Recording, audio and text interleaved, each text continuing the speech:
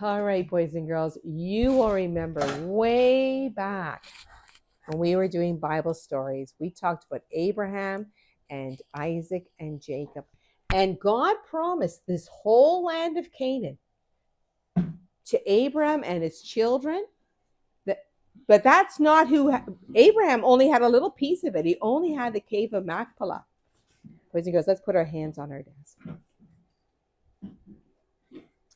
He didn't have it yet. God said to Abram, you can't have it yet because the sin of the people that were living there were Amorites and Canaanites and Hivites and Hittites and Girgashites and Jebusites and Perizzites. And God said, you can't have it yet because the sin of them, I'm still going to have more patience with them.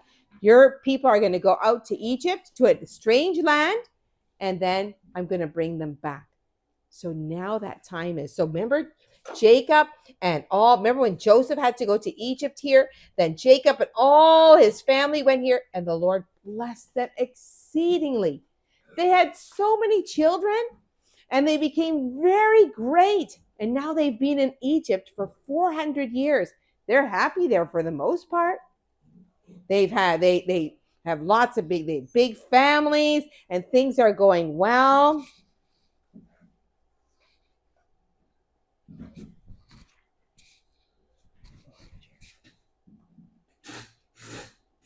And things are going well, but there's a new Pharaoh. There's probably been more pharaohs, and probably the people have told them the things that Joseph has done and how Joseph saved the whole country. But now there's a Pharaoh. He does not know about Joseph. He just sees these people. He calls them the Hebrews. And he sees that there's so many of them.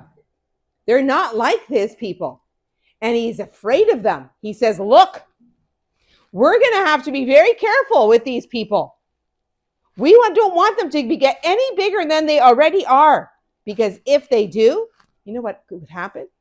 If some enemy goes and attacks us, they could join the enemy and then they would beat us. We have to be very careful. Let's make sure that they don't multiply and get bigger. And so he put people that would be in charge of them. He made them into slaves. They had to work very hard for them. They had to work, and they built 2 great big cities. He made the Hebrew people work for them and build these great cities. But God was still making them multiply. He was making them very, very big and numerous. And the Egyptians were even in dread of them. They made them work hard. Come on! Every in the morning they would get up and their bones would still be aching from the day before. And then they would have to work really, really hard. The Bible says everything they did with rigor. That means hard work in the fields, making mortar like cement, making bricks to build big cities. They had to work so hard. But they were still having great big families, lots of children. And then Pharaoh had another idea. This is what he said. He called the people the midwives. Now, midwives, boys and girls, are special kind of nurses. And when a mummy is going to have a baby, then the midwives come and they help the mummy have the baby. So he called the 2 midwives. Their names were Shiphrah and Puah. And he said to those 2 women, now, when you go to help the Hebrew women, when they're having a baby, if it's a boy, you need to kill them. But if it's a girl, you can let them live. Well, the Shiphrah and Puah, they feared God. They loved God. They said, we're having nothing to do with killing babies. No. And they didn't do it. They did not obey the Pharaoh. And when the Pharaoh found out that Shiphrah and Puah were not obeying him, he called them in. He said, what is it why are you not obeying me? Why are you not killing the baby boys? They said, oh, the Hebrew women, they're not like the Egyptian women. Oh, they have their babies so quick. Even before we get there, there's the baby.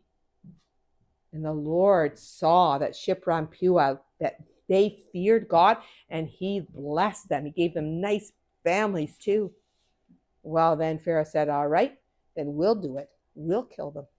He said, every baby boy that is born of the Hebrews is going to be thrown into the Nile River. The Nile River was this great big river in Egypt at the very bottom. here's this, they had this delta, but it was huge, beautiful river. And he said, you have to throw the babies into the river. And their soldiers would come and look for them too, probably. Well, there was a man, his name was Amram. He was from the family of Levi, and his wife was too. Her name was Jochebed. They already had 2 children. Aaron was 3 years old. Miriam was a little bit older. And then she had another baby. He was a beautiful baby. But she couldn't let him cry, because if she let him cry, then the soldiers would come and maybe kill all of them. And so she hid him. She didn't let anybody see this beautiful baby. And she hid him for 1 month. Oh, they had loved that little baby. 2 months. But the baby got bigger, and as he would cry louder.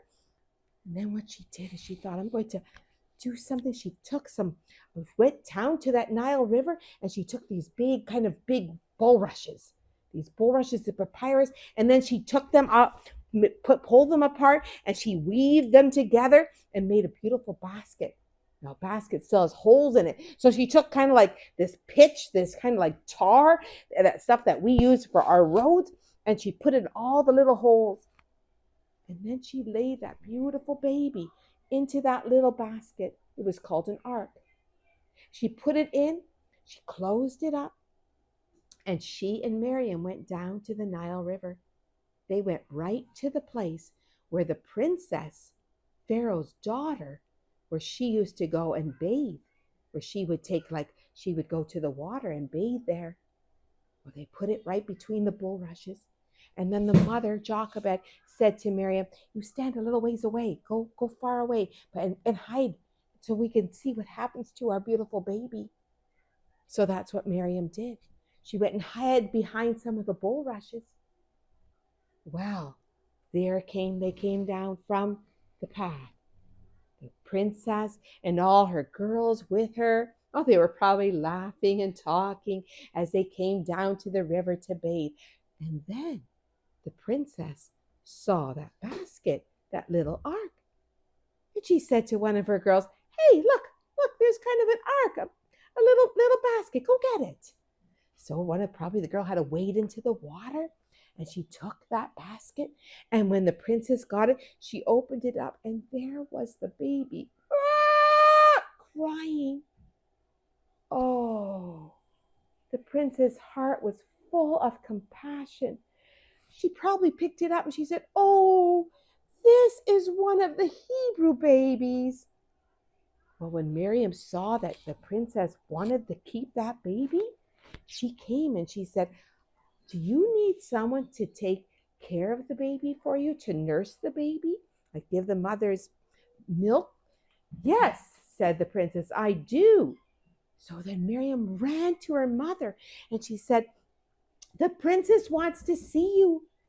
So Jochebed came down and the princess said, I want this baby, but I can't have it now because I can't feed it. You feed this baby, you nurse this baby, and I'll pay you money. And when the baby is weaned, that you're not nursing it anymore, then bring it to the palace. So that's what Jochebed did. She took that little boy home. Oh, you could imagine how happy they were that night because now their baby was safe. And they took care of that baby. I'm sure they told that baby all about God's promises and that he was part of God's people. In those days, little boys were about this big. Before, they were walking already. They were about 3 or 4 before they stopped nursing. And then what Jochebed did is she took his hand and they went to the palace. And then she brought him to the princess. She probably said something like, do you remember? And the princess did.